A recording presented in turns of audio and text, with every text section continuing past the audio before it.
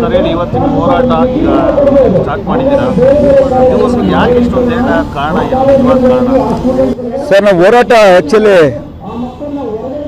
2017ರಿಂದನೂ 23ವರೆಗೂ ಒಂದು ಕಾನೂನು ಹೋರಾಟ ಇರ್ಬೋದು, ಸರ್ಕಾರದ ಅಧಿಕಾರಿಗಳ ತಾವು ಇರ್ಬೋದು, ಅಭಿಮಾನ ಸ್ಟುಡಿಯೋ ಮಾಲೀಕರು ತಾವು ಇರ್ಬೋದು, ಸಂಧಾನ ಇರ್ಬೋದು, ಮನವಿಗಳು ಇರ್ಬೋದು, ನಾನು ಕೊಟ್ಕೊಂಡೇ ಬರ್ತಾ ಇದ್ದೀನಿ. ಯಾಕೆ ಅಂದರೆ ನಮಗೆ ನಾವು ಅವ್ರದ್ದು ಒಂದು ಅಧಿಕಾರ ಚಲಾಯಿಸೋಕ್ಕಾಗಲಿಲ್ಲ ಅಂದರೆ ಮೈಸೂರಲ್ಲಿ ಸ್ಮಾರಕ ಲೋಕಾರ್ಪಣೆ ಆಗಿರಲಿಲ್ಲ.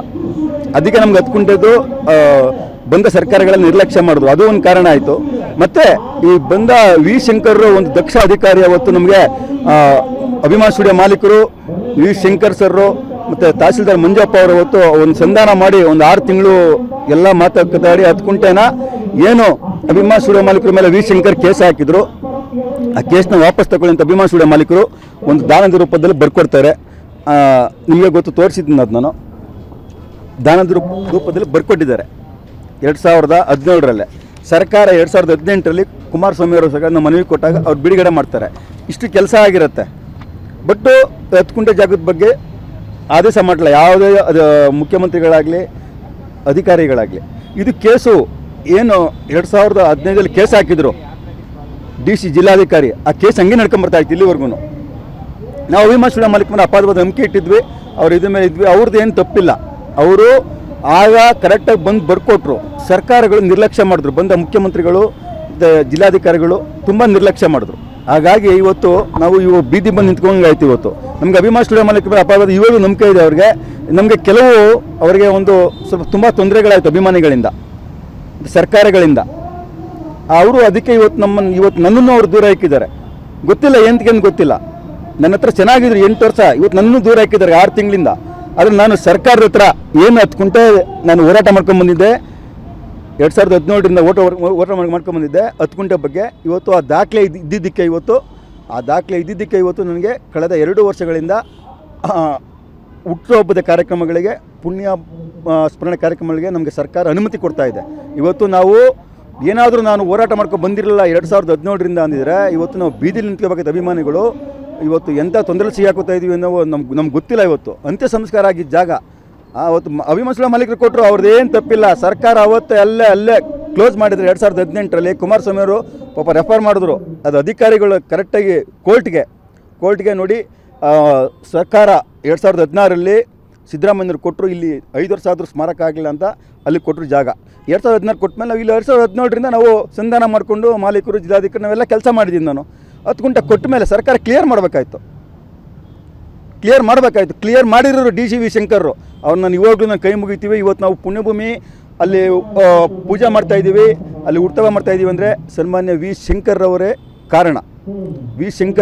ಇವತ್ತು ಅವ್ರನ್ನ ನಾವು ಸಹಾಯ ಗಂಟನ್ನು ನಾವು ಮರೆಯಲ್ಲ, ಅವ್ರ ಕೈ ಮುಗಿತೀನಿ. ಅಂಥ ದಕ್ಷ ಜಿಲ್ಲಾಧಿಕಾರಿ ಇಲ್ಲಿವರೆಗೂ ಬಂದಿಲ್ಲ. ಒಬ್ಬ ಜಿಲ್ಲಾಧಿಕಾರಿ ಪವರ್ ಆಗಿದ್ದರೆ ಯಾವ CM ಬೇಕಿಲ್ಲ, ಯಾವ ಬೇರೆ ಮಿನಿಸ್ಟ್ರಿಗಳು ಬೇಕಿಲ್ಲ. ಅವ್ರ ಹತ್ರ ಪವರ್ ಇರ್ತೈತೆ. ಆದರೆ ಯಾವ ದಕ್ಷ ಅಧಿಕಾರಿ ಇಲ್ಲಿವರೆಗೂ ನಮಗೆ ಸಿಕ್ಕಿಲ್ಲ. ಬಂದ 5 ಜನ ಜಿಲ್ಲಾಧಿಕಾರಿಗಳು ನಿರ್ಲಕ್ಷ್ಯ ಮಾಡಿದ್ರು. ಇವತ್ತು ಹೈಕೋರ್ಟ್ಗೆ ಯಾವಾಗ 6 ತಿಂಗಳಿಂದ ಉಲ್ಟಾ ಹೊಡೆದ್ರು ಅಭಿಮಾನ ಸ್ಟುಡಿಯೋ ಮಾಲೀಕರು ನಾವು ಬರ್ಕೊಟ್ಟಿಲ್ಲ ಅಂತ. ಯಾವುದೋ ಒಂದು ಸಣ್ಣ ವಿಷಯಕ್ಕೆ ಇವತ್ತು ನಾನು ಅವ್ರ ಹತ್ರ ನಿಷ್ಠುರ ಮಾಡ್ಕೊಂಡೆ. ಕಾರ್ಯಕ್ರಮದ ವಿಷಯದಲ್ಲಿ ಯಾರಿಗೋ ಏನೋ ಮಾಡೋಕ್ಕೋಗಿ ನಾನು ಅವ್ರನ್ನ ನಿಷ್ಠುರ ಮಾಡ್ಕೊಂಡೆ. ಹಿಂಗೆ ನಾವು ಯಾರಿಗೋ ಏನೋ ದಾನ ಮಾಡೋಕ್ಕೆ ಹೋಗ್ತೀವಿ, ನಮಗೆ ಪ್ರಾಬ್ಲಮ್ ಆಗುತ್ತೆ. ಹಿಂಗಾಗಿ ಬಿಡಿ, ಅದೆಲ್ಲ ಮಾತಾಡೋದು ಬೇಡ. ಇವತ್ತು ಅಭಿಮಾನ ಸ್ಟುಡಿಯೋ ಮಾಲೀಕರಿಗೆ ನನ್ನಿಂದ ಏನಾದರೂ ತಪ್ಪಾಗಿದೆ, ಇವಾಗಲೂ ನಾನು ಕ್ಷಮೆ ಕೇಳ್ತಾ ಇದ್ದೀನಿ.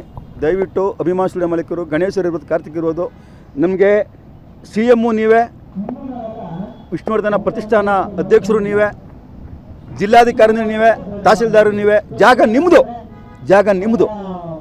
ನಾನು 2 ತಪ್ಪು ಮಾತಾಡಿದ್ರೆ ಈ ಮಾಧ್ಯಮದ ಮುಖಾಂತರ ನನ್ನ ಕೈ ಮುಗಿದು ಕ್ಷಮೆ ಕೇಳ್ತೀನಿ.